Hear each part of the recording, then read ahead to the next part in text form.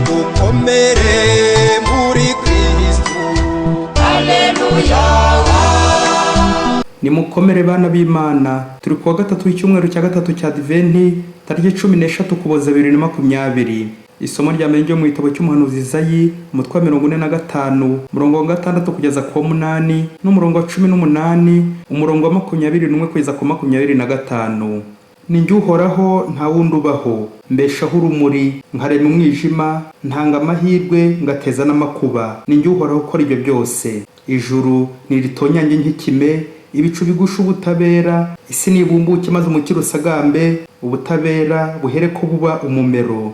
Ngibyo ibyo ngewe Uhoraho nihangiye. Uhoraho umuremyi w'ijuru, we Mana yaremye isi akayitunganya, akayikomeza kandi ntayemere kumurangara, ahubwo kugira ngo iturwe. Avuze atya: ni njye Uhoraho, nta wundi ubaho, kandi nta yindi Mana ibaho uretse njye. Koko nta yindi Mana y'ukuri kandi itanga umukiro ibaho uretse njyewe jyenyine.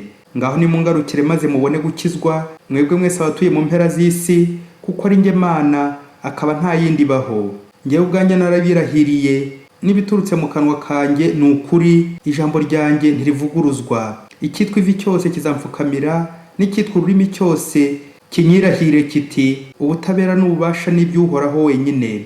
Bose bazakorwa n'isoni, baze bamugana abahoze bamurwanya. Kubw'impuhwe z'Uhoraho, urubyaro rwose rwa Isiraheli ruzarenganurwa kandi rusabagizwe n'ibyishimo.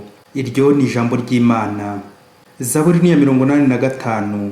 Ijuru niritonyange nk'ikime, ibicu bigusha ubutabera. Amagambo mu Ivanjili ntagatifu Yezu Kristo uko yanditswe na Luka, umutwe wa 7, umurongo wa 18 kugeza ku 23. Muri icyo gihe Yohani Batisa ahamagara babiri mu bigishwa be, abatuma kuri Nyagasani kumubaza bati: mbese uri wa wundi ugomba kuza, cyangwa se dutegereze undi?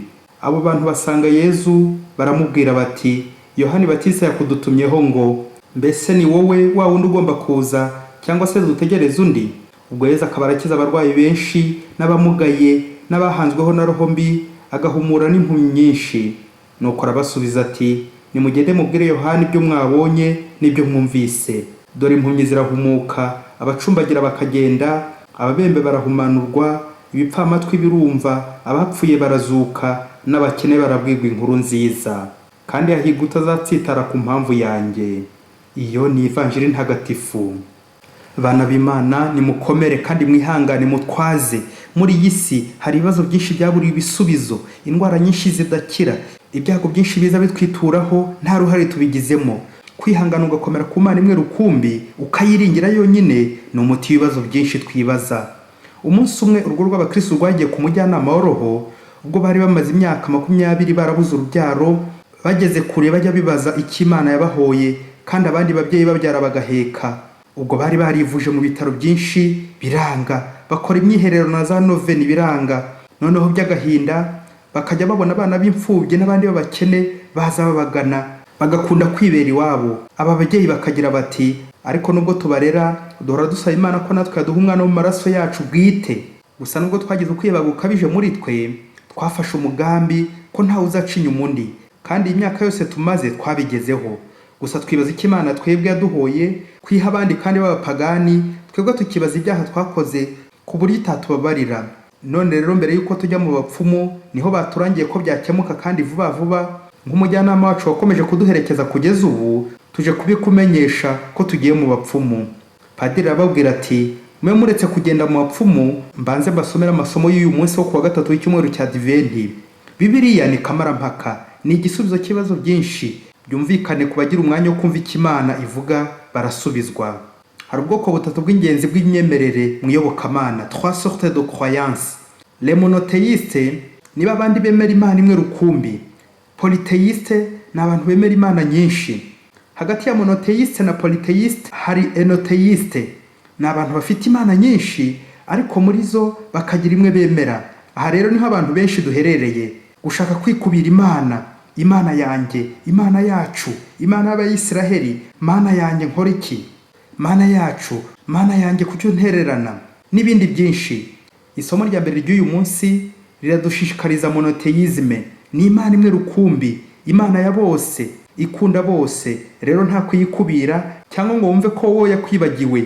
Imana yagize iti koko nta yindi Mana y'ukuri kandi itanga umukiro ibaho uretse njyewe njyenyine. Amen.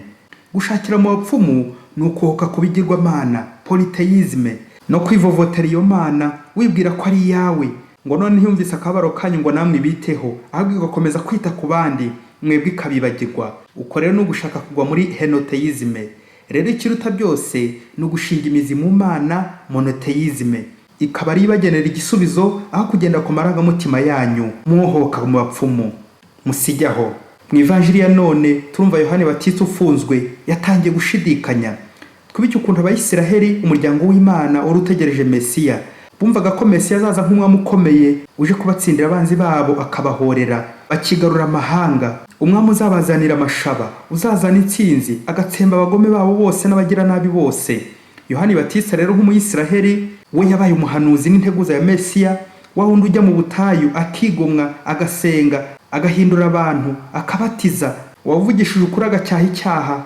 Herode yaje kumufunga azira ukuri kugira ngo Herode ashake gukomeza kwiyandavuza, kandi Yohani Batista abimubuza.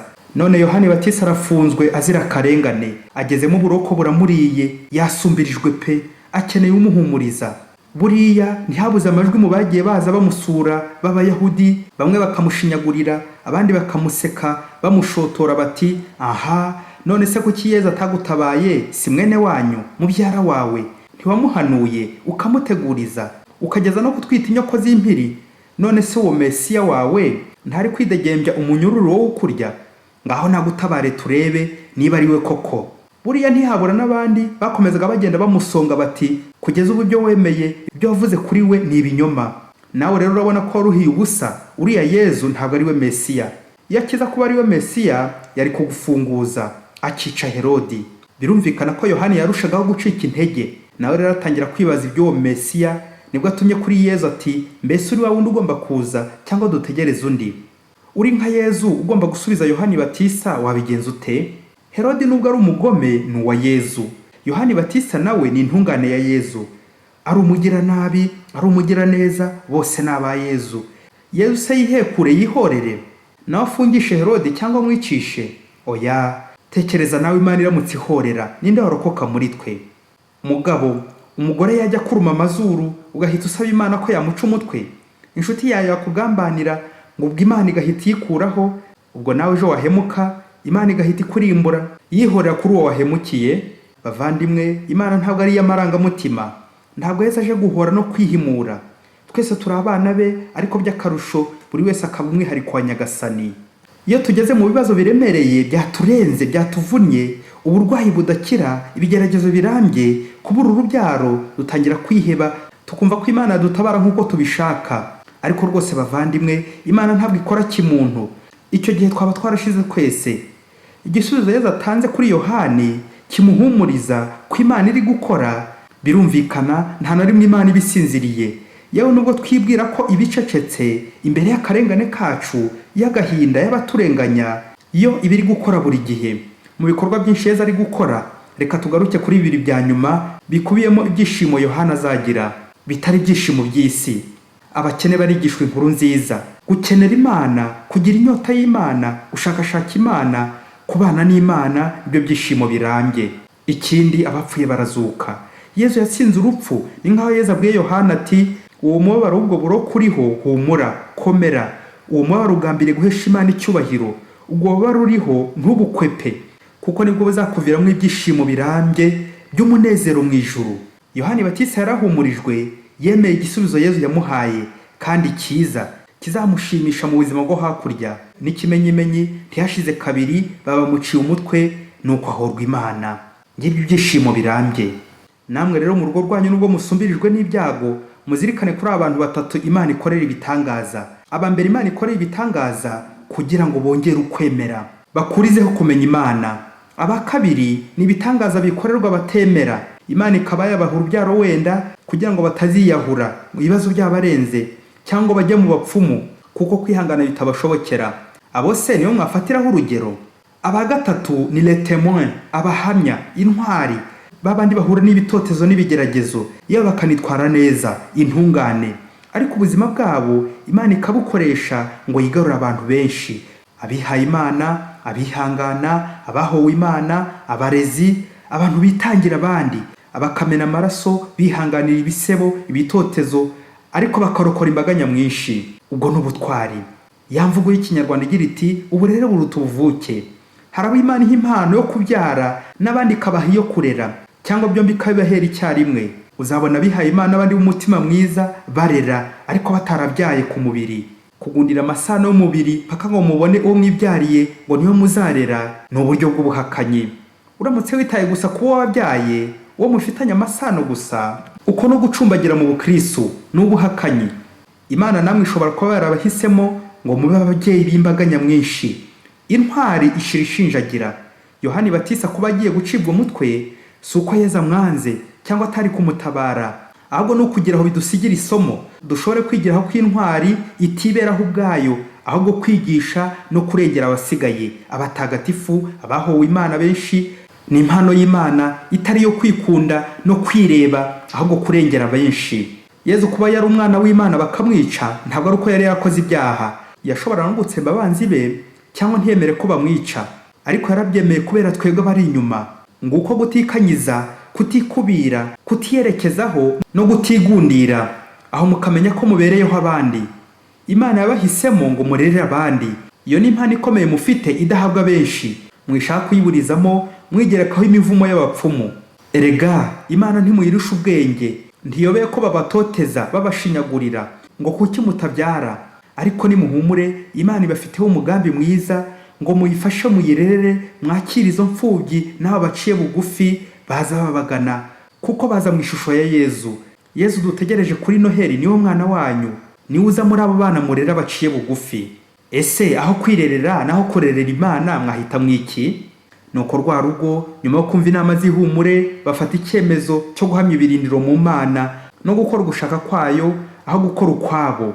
Bityo bazinukwa batyo inzira z'abapfumu, bataha bishimye biyemeje kwakira neza uwo muhamagaro n'ubwo butumwa bw'Imana bwo kuyirerera.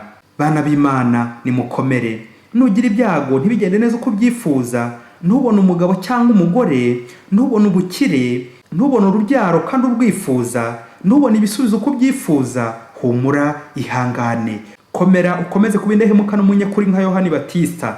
Imana ishobora byose. Imana ishobora kukugira igikoresho cyayo ngo ukize abandi, ikomeze abandi benshi. Ntitukibereho twebwe ubwacu, ahubwo tubereho Imana n'abandi. Amen. Padiri Masumbuko Ladislas wa Diocese ya Cyangugu.